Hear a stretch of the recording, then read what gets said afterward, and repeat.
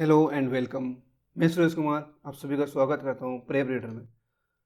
अपन जो सीरीज शुरू करी है इकोनॉमिक थ्योरी वाईक्यूज, एक लेक्चर अपना हो गया है। अगर आपने वो नहीं देखा है तो पहले जाइए और उसको ज़रूर देखिएगा, क्योंकि अगर रिदम टूट गया 20 से शुरुआत करोगे हो सकता है आपको समझ में आए या ना भी आए। ठीक है, तो वो आप पर डिपेंड करेगा। तो आप ज़रूर पिछला वीडियो ज़रूर देखिएगा। ठीक है, और आगे बढ़ने से पहले आप सभी से एक रिक्वेस्ट है, चैनल को सब्सक्राइब जरूर कीजिएगा और अपने टेलीग्राम चैनल को ज्वाइन जरूर कीजिएगा। तो चलिए आगे बढ़ते हैं और आज का क्वेश्चन देखते हैं। देखिए, सबसे पहला अपने पास जो क्वेश्चन है वो ये है कि what are the causes of persistent high food inflation in India. बात क्या करें, persistent high food inflation in India. एक पॉइंट तो ये हो गया कि ये इसके कॉजेज क्या हैं। ठीक है, causes persistent of high food inflation. Second अपने पास है comment of on the effectiveness of the monetary policy of the RB. तो यहाँ पर क्या बोल रहे हैं, मॉनेटरी पॉलिसी ने उसका इफेक्टिवनेस क्या बात कर रहे हैं, मॉनेटरी पॉलिसी उसका इफेक्टिवनेस टू कंट्रोल एक minute to control this type of inflation. ठीक है, तो यहाँ पर अपने को पहले क्वेश्चन समझना, क्वेश्चन की डिमांड क्या वो समझनी, फिर लिखने में तो आप धड़ाधड़ लिख दोगे, चीज़ें क्या लिखनी वो क्लियर होनी चाहिए कि डिमांड क्या है क्वेश्चन की। अगर हिंदी में देखो कि भारत में लगातार उच्च खाद्य मुद्रास्फीति, ठीक है, जो उच्च खाद्य मुद्रास्फीति जो लगातार परसिस्टेंट, उसके क्या कारण है, और उस मुद्रास्फीति को जो नियंत्रित करने में भारतीय रिजर्व बैंक की मौद्रिक नीति है जो अपन पढ़ रहे हैं मॉनेटरी पॉलिसी, उसकी प्रभावशीलता पर टिप्पणी कीजिए। ठीक है, टिप्पणी करनी है। तो सबसे पहले आप लोगों को क्या समझ में आ रहा होगा कि क्या चीज़ किस चीज़ की डिमांड कर रखी है। सबसे पहली बात क्या करेगी, हाई फूड इन्फ्लेशन। तो अपने को ये चीज़ दिखानी है कि हाई, इंट्रो में ये दिखा दो। सबसे पहले इंट्रो जहाँ से शुरुआत करो ना, इंट्रोडक्शन, तो इंट्रोडक्शन यहीं से दे दो, यहाँ पर ये दिक्कत है, यहाँ पर ये चीज़ है। तो इंट्रोडक्शन में लिख दो कि आरबीआई के डेटा कौन सा है, क्योंकि बात आरबीआई की चल रही है कि आरबीआई की मॉनेटरी पॉलिसी। तो आरबीआई के अकॉर्डिंग जो भी फूड इन्फ्लेशन है उसका कंपैरिजन कर दो कि पिछले कुछ साल में ये था और अब ये है। जैसे कि 2011 से अगर 2020 का अगर डेटा देखा जाए तब फूड इन्फ्लेशन कितनी थी, तब फूड इन्फ्लेशन थी लगभग 2.9%, मतलब अराउंड 3% आप लिख दो। और उसके साथ ही जो एवरेज है ये इतने सालों की, और वो 21 से 25 के बीच में, 21 से 24 के बीच में कितनी हो गई, बढ़कर लगभग हो गई 6.8%। अगर आपने भी डेटा देखा हो, लेटेस्ट के डेटा देखो, ठीक है, 24-25 के मतलब फर्स्ट क्वार्टर तक के डेटा है कि 6.8% एवरेज निकल रहा है। तो ये डेटा दे दिया, ये इंट्रोडक्शन में दिखा दिया। इसका मतलब ये डिमांड फुलफिल होगी कि हाँ, इन वो जो इन्फ्लेशन है, फूड इन्फ्लेशन है, वो परसिस्टेंटली ग्रो कर रही है। अब ये समझ में आ गया। सेकेंड बात कह रही कि कोजेज के, इन्फ्लेशन का पूछ लिया इन्होंने कि कोजेज के, तो अपन यहाँ दिखा देंगे मेन बॉडी में। यहाँ से अपन शुरुआत कर देंगे मेन बॉडी। तो सबसे पहले अपन दिखाने की कोशिश करते हैं कि कोजेज या कारण क्या है। ठीक है, कोजेज अपन को या कारण एक बात दिखाना है। कारण बताने के लिए अपन क्या क्या कारण हो सकते हैं आप सोच के देखिए। देखो, अपन कारण की बात करेंगे ना, कौन कौन से रीजन हो सकते हैं, तो कम से कम अब 5 से 7 रीजन आप जरूर बताइएगा कि ये 5 से 7 रीजन है जिसकी वजह से इन्फ्लेशन बढ़ रही है। सबसे पहला रीजन क्या हो सकता है, सबसे पहला रीजन है कि मांग और आपूर्ति, सप्लाई एंड डिमांड। जितनी सप्लाई होनी चाहिए उससे ज़्यादा डिमांड है तो क्या हो जाएगा, इन्फ्लेशन अपने आप इंक्रीज हो जाएगी। अब ये तो आपको समझ में आ रहा है, ये तो नॉर्मल चीज़ है कि हाँ बढ़ेगी बढ़ेगी। इसकी रीज़न क्या हो सकता है, इसका कारण ये है कि एक तो जैसे कि नॉर्थ स्टेट्स है, वहाँ पर क्या हो रही है, फ्लड हो रही है, बहुत तगड़ी फ्लड आ रही है पिछले हर साल। और इस साल तो आपने फ्लड देख ली 25 में, कितनी भयंकर फ्लड आई है। और उसके साथ ही साथ जो सेंट्रल इंडिया है वहाँ पर सूखा पड़ रहा है। सेंट्रल इंडिया में क्या हो रहा है, ड्रॉट या सूखे जैसी स्थिति, मतलब बारिश हो रही है लेकिन उतनी बारिश नहीं हो रही जितनी की फसलों को जरूरत है, और या हो रही तो समय पर नहीं हो रही। तो वो एक पहला रीज़न ये हो गया, सप्लाई एंड डिमांड का। और ये इसका रीज़न क्या है, इसका रीज़न अगर आप आगे बढ़ोगे तो वो आ जाएगा जलवायु परिवर्तन, क्लाइमेट चेंज। अब क्लाइमेट चेंज भी इसी का रीज़न है। तो आप अलग पॉइंट बना के लिख सकते हो कि क्लाइमेट चेंज की वजह से भी ये चीज़ अपने को देखने को मिल रही है। अब इसकी वजह से क्या हो रहा है कि साइकिल, जो क्रॉप की साइकिल है वो डिस्टर्ब हो रही है। समझ रहे हो, चीज़ें लिंक करते हुए चलना है। क्रॉप साइकिल क्या हो रही है, डिस्टर्ब हो रही है। अब क्रॉप साइकिल डिस्टर्ब होगी तो क्या होगा, जो प्रोडक्शन है उसमें रिड्यूसन हो जाएगा, वो कम हो जाएगा। और जो क्रॉप जो रिडक्स हो रहा है उसका कहाँ पर चीज़ें जो देखने को मिल रही है, इम्प्लीकेशंस कहाँ देखने को मिल रहा है। एग्जाम्पल लिया जाए अपन दालों का, अगर एग्जाम्पल है दालें, तो दालें पिछले साल 2024 के अगर डेटा अगर देखा जाए, आरबीआई के डेटा है या इकोनॉमिक सर्वे का डेटा, दोनों जगह मिल जाएगी। 3 मिलियन टन, याद रखना 3 मिलियन टन अपन ने क्या करा है, आयात करी इतनी सारी दालें, और उसका सीधा सीधा प्रभाव पड़ेगा अपने ऊपर। सेकंड रीजन अपने पास क्या है, कीमतें बढ़ रही। अब कीमतें तो बढ़ेगी, सीधी सी बात, अगर डिमांड ज़्यादा हो जाएगी, सप्लाई कम हो रही है तो कीमतें बढ़ेगी, ड्रॉट वगैरह बढ़ने से, ये भी एक रीज़न है कि फूड इन्फ्लेशन हो रहा है। साथ ही साथ इनपुट कॉस्ट बढ़ रही है। अब कीमतें बढ़ने का ये भी एक रीज़न होता है कि कीमतें बढ़ रही है तो किस वजह से बढ़ रही है, जो इनपुट कॉस्ट होती है, लागत बढ़ रही है। अब आप समझ रहे हो इनपुट कॉस्ट क्या है सर, इनपुट कॉस्ट वो चीज़ है जहाँ पर अपन खेत में जितनी ज़्यादा फसल पैदावार करने के लिए लागत लगा देते हैं, बीज लाने में, हल जोतने में, उसके बाद पेस्टिसाइड के लिए जितना खर्चा हो जाता है ट्रांसपोर्टेशन का, वो लागत इतनी ज़्यादा हो जाती है कि जिसकी वजह से मार्केट में उसको बेचना थोड़ा महंगा पड़ रहा है। वो ज़्यादा महंगा बिकेगा तो फिर से आगे कोई चीज़ खरीदने वाला होगा, उसको महंगा पड़ेगा, तो इसकी वजह से क्या हो रहा है, फूड इन्फ्लेशन बढ़ रहा है। ये भी एक रीज़न है। ग्लोबल पॉलिसीज जो भी है, ग्लोबल पॉलिसीज, अब ग्लोबल पॉलिसीज में आप समझ रहे होंगे ये क्या सर, ग्लोबल पॉलिसीज में वो, अगर आपने देखा होगा ग्लोबल टेरिफ वॉर अभी चल रहा है, यूएसए का टेरिफ वॉर चल रहा है, ठीक है। कोई ना कोई कंट्रीज है वो टेरिफ लगा देती है, या फिर वो जो फर्टिलाइजर अपने को चाहिए होता है वो अपने को नहीं मिल रहा, वो कह रही है हम बेचेंगे नहीं। जैसे चाइना ने क्या कर रखा था इतने दिन, चाइना ने अपना फर्टिलाइजर इंडिया को देना बैन कर दिया था। अब अगर इंडिया को बैन कर देगा तो इंडिया के पास फर्टिलाइजर की कीमत बढ़ जाएगी, और कीमत बढ़ जाएगी तो फिर क्या होगा, और ज़्यादा कीमत बढ़ जाएगी, जो प्रोडक्शन होगा, जो एग्रीकल्चर प्रोड्यूस होगा उनकी कीमत बढ़ जाएगी। अभी चाइना ने हाल ही में इसका बैन हटाया, आपने न्यूज़ देखी होगी, तो ये एक रीज़न। तो ये अपने पास रीज़न है, वैलिड रीज़न अपने को देना, ये नहीं कि अपन कुछ भी चीज़ें बताए जा रहे हैं। और साथ ही साथ जो पेट्रोलियम प्रोडक्ट्स हैं, ये भी एक बहुत बड़ा रोल अदा करते हैं कि क्या कितनी इन्फ्लेशन होगी, कितनी क्या चीज़ होगी। क्योंकि अगर पेट्रोलियम प्रोडक्ट्स महंगे तो फिर जो कॉस्ट होगी इनपुट कॉस्ट वो बढ़ जाएगी, इनपुट कॉस्ट बढ़ जाएगी तो फिर से कीमतें बढ़ जाएगी। समझ आ रहा है, ये होती है सर्कुलर इकोनॉमिक तरह से। अब अगर ये चीज़ें बढ़ रही और अपने को क्रूड ऑयल बढ़ रहा है, फर्टिलाइजर चीज़ें बढ़ रही है, वैश्विक कीमतें भी बढ़ रही ग्लोबल पॉलिसीज़ में। अगर वैश्विक कीमतें की कैसी बात चल रही, जैसे एग्जांपल के लिए अपन इंडोनेशिया की बात करें, इंडोनेशिया से अपन क्या ले रहे हैं, इंडोनेशिया से अपन लेते हैं जो पाम ऑयल। अब पाम ऑयल वहाँ से खरीद रहे हैं अपन। अब यहाँ पर दो तीन चीज़ें आपने अगर न्यूज़ में पढ़ी हो तो वो चीज़ें आपने देखी होगी। पहली बात तो वहाँ पर सूखे जैसी स्थिति, अगर अपन सूखे जैसी स्थिति होगी तो वहाँ पर जो प्रोडक्शन है वो कम हो जाएगा, और प्रोडक्शन कम हो जाएगा तो फिर वो इंडिया में आएगा तो फिर से क्या हो जाएगा, उसकी रेट बढ़ जाएगी। साथ ही साथ अभी इंडोनेशिया ने एक नया कुछ मतलब प्लान बनाया कि जो पाम ऑयल है उसका हम डीजल में प्रयोग करेंगे। अब डीजल में प्रयोग क्योंकि बाहर से उनको भी इंपोर्ट करना पड़ रहा है ऑयल, जो पेट्रोलियम प्रोडक्ट्स है, तो वो कह रहे हैं कि हम इसको बायोफ्यूल के रूप में यूज़ करेंगे। तो अगर बायोफ्यूल के रूप में पाम ऑयल को यूज़ करेंगे, उसको एक्सट्रैक्ट करके एक्सट्रैक्ट फॉर्मेट में, तो फिर क्या होगी, मार्केट और ज़्यादा रेट बढ़ जाएगी। तो ये भी एक रीज़न है इसका, आया समझ में। तो ये रीज़न है बढ़ने के। क्लाइमेट चेंज का आपको पॉइंट लिखना है कि क्लाइमेट चेंज हो रहा है तो इसकी वजह से कहीं हीट वेव बढ़ रहा है, ठीक है। अगर अपन लिखना चाहें क्लाइमेट चेंज में, हीट वेव की आपने कंडीशन देखी होगी, बहुत भयंकर हीट वेव बढ़ रही है, और हीट वेव बढ़ेगी तो क्या होगा, हीट वेव की वजह से फसलें को नुकसान हो जाएगा, कहीं पर सूखा बढ़ रहा है, और कहीं पर जितनी बारिश नहीं होनी चाहिए उससे ज़्यादा बारिश हो रही है, वर्षा एक्सेस में हो रही है, ठीक है, क्लाउड बर्स्ट हो रहा है। तो ये सारी सीजन हो गए क्लाइमेट चेंज की वजह से। अब इसके बाद अगला पॉइंट अगर हम देखें कि जो मॉनेटरी पॉलिसी है गवर्नमेंट की, मॉनेटरी पॉलिसी उसका इफेक्टिवनेस देखना है, ये बात कह रहे कि इसमें अपने को। तो अगला एक पॉइंट अपन ले लेते हैं, मॉनेटरी पॉलिसी का इफेक्टिवनेस की। इफेक्ट कब होगी, इफेक्टिवनेस मॉनेटरी पॉलिसी का होगा कि किसे कैसे इफेक्ट कर रही है, क्या क्या चीज़ें हो रही है। सबसे पहले इन्फ्लेशन को टारगेट करते हैं, क्योंकि मॉनेटरी पॉलिसी का काम क्या है कि इन्फ्लेशन को टारगेट करना। क्या करना, इन्फ्लेशन को टारगेट करना।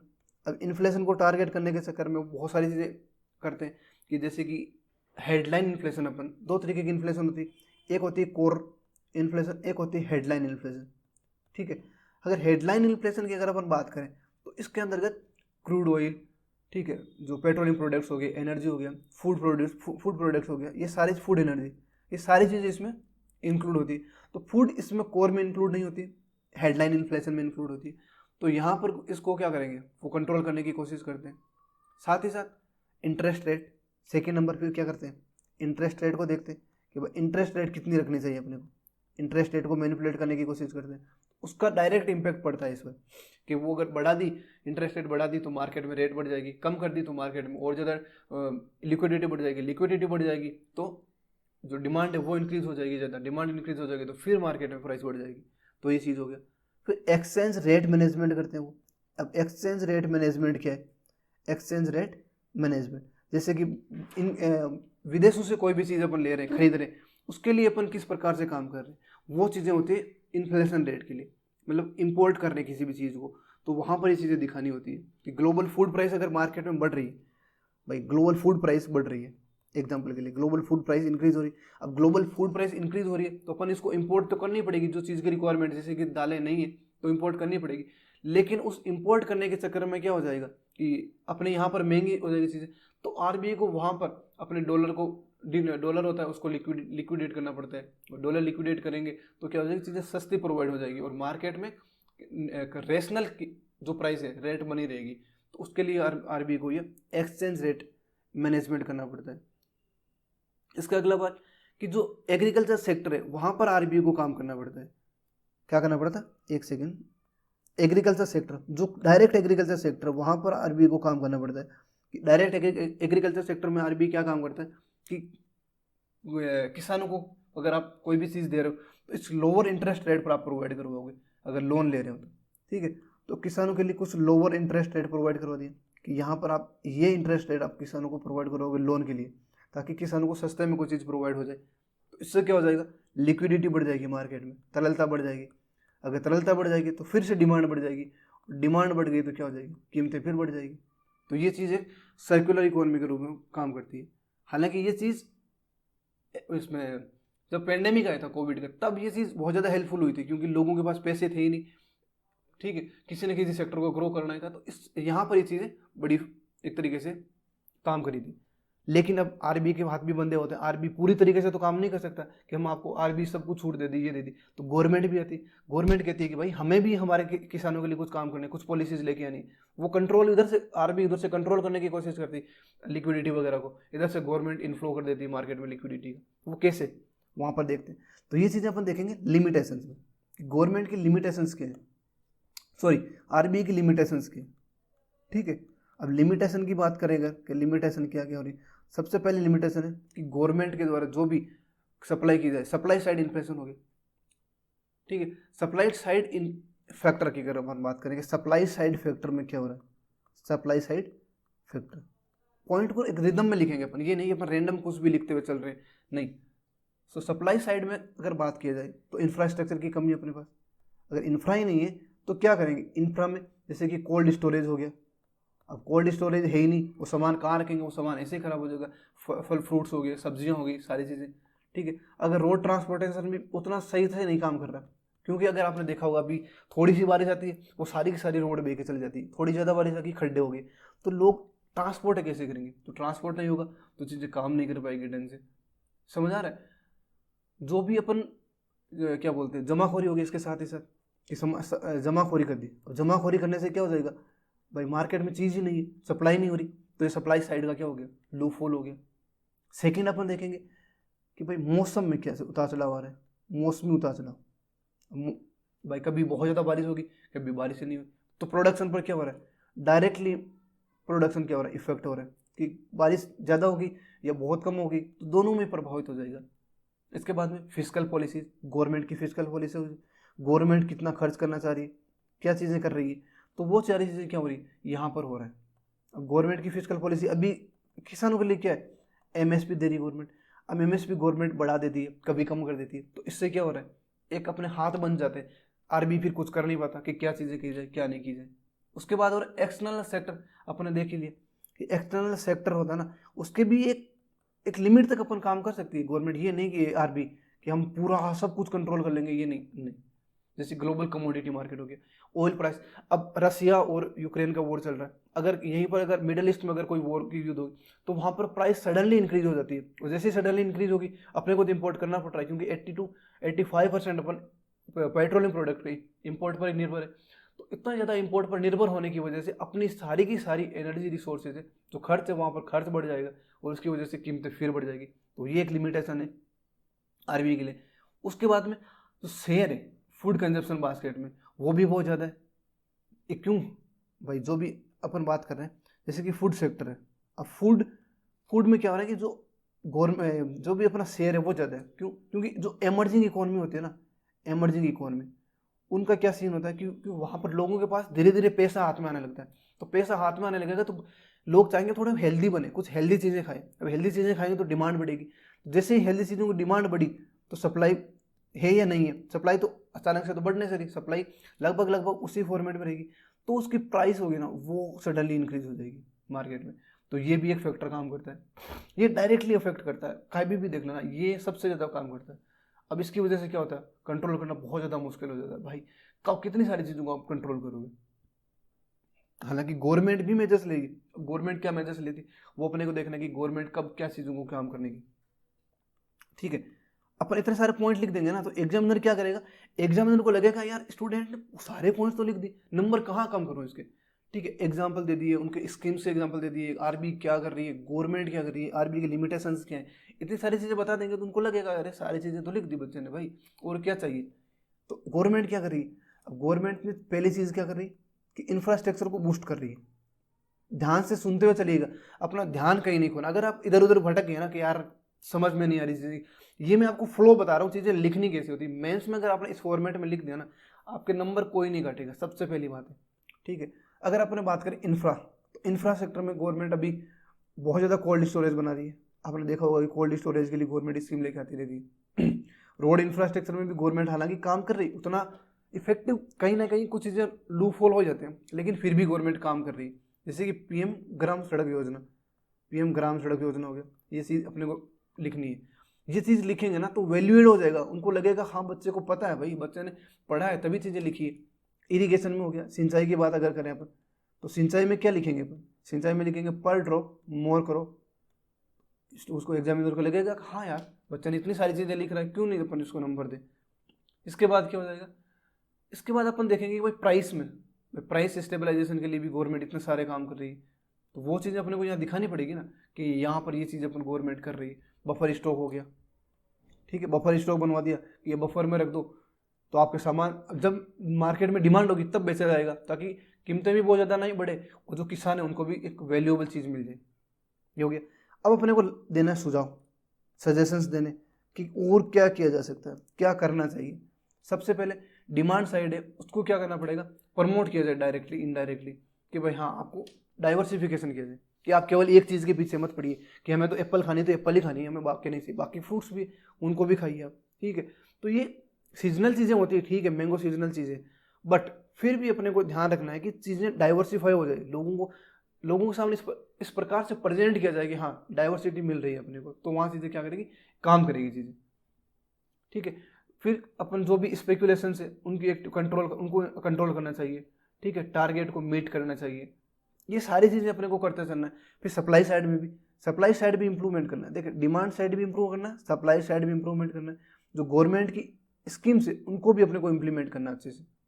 तो क्या हो जाएगा, एक बैलेंस वे में अपने सारी चीज़ें कर पाएंगे। ये अपन सुझाव दे सकते हैं कि गवर्नमेंट की स्कीम है उसको इम्प्लीमेंट ढंग से किया जाए, स्टोरेज है उनको और ज़्यादा उनकी स्टोरेज कैपेसिटी एनहांस की जाए, डिस्ट्रीब्यूशन है उसको अच्छे से किया जाए। ठीक है, इनपुट कॉस्ट है उनको कम किया जाए, जैसे फर्टिलाइजर है उस पर और ज़्यादा टेक्नोलॉजी जैसे काम किया जाए। जो प्रोडक्शन है वो बढ़ाया जाए, कैसे प्रोडक्शन ज़्यादा हो सके। अब अपने को लिखना कंक्लूजन, लास्ट में चलते चलते कि अब अपन कंक्लूड कर देते हैं भाई आंसर को, कि क्या चीज़ें अपने को प्रोवाइड करवाएं कंक्लूजन में, ऐसा कि अपने को एक में से पूरा एक नंबर मिल जाए एक तरीके से। अब कंक्लूजन में अपने को लिखना है कि आरबीआई की मॉनेटरी पॉलिसी है, आरबीआई ने अपनी मॉनेटरी पॉलिसी वो अपना काम कर रही है कि अपने को पूरा प्रयास करता रहना है, लेकिन उसके साथ साथ सप्लाई साइड में भी सुधार होने की ज़रूरत है। ठीक है, अब सप्लाई चेन है, अगर उसमें इंप्रूवमेंट कर देंगे, क्लाइमेट रिजिलियंस ला देंगे कि जो फसलें वगैरह होती है उनमें कुछ चेंजेस वगैरह लाकर, ठीक है, जेनेटिकली कुछ भी मॉडिफाई करके, और उसके साथ ही साथ जो ग्लोबल निर्भरता है, वैश्विक अपनी निर्भरता है, उसको कम कर दिया जाएगा। उसकी वजह से क्या होगा, ये सारी चीज़ें मीट हो जाएगी, और उसकी वजह से अपना SDG के जो टारगेट्स हैं, जो टारगेट 2 टारगेट 3, वो भी अपन अच्छे से अचीव कर पाएंगे। समझ गए, ये चीज़ें आप इसमें लिख दोगे तो आपको बहुत शानदार नंबर मिल जाएंगे। अब आपको लग रहा होगा कि बहुत लंबा सर आपने खींच दिया, खींचना जरूरी था बच्चों। अगर ये नहीं पढ़ेंगे ना, अपन इस चीज़ों को समझेंगे नहीं, तो आपको बिल्कुल समझ नहीं आएगा। आप स्टिक रहिएगा, शुरुआत में थोड़ा 2 4 5 वीडियो लेक्चर में आपको समझाने की कोशिश करूँगा, फिर धीरे धीरे टाइम रिड्यूस कर दूंगा। ठीक है, तो आई होप कि आपको अच्छे से समझ में आया होगा बहुत शानदार तरीके से। अगर आपको समझ में आया होगा तो आप अपने दोस्तों के साथ शेयर कीजिएगा, लेक्चर को इसमें यूट्यूब चैनल को सब्सक्राइब जरूर कीजिएगा और टेलीग्राम चैनल को भी ज्वाइन कर लीजिएगा। इससे यही हमारा मोटिवेशन है, टेलीग्राम चैनल को ज्वाइन कर लिया और आपने सब्सक्राइब कर दिया। हम आपसे कोई पैसे थोड़े मांग रहे हैं, कुछ चार्जेस नहीं मांग रहे, आपके लिए कर रहे हैं, अपने नॉलेज को आपके साथ डिलीवर कर रहे हैं। ठीक है, तो मिलते हैं नेक्स्ट वीडियो में, तब तक के लिए थैंक यू सो मच।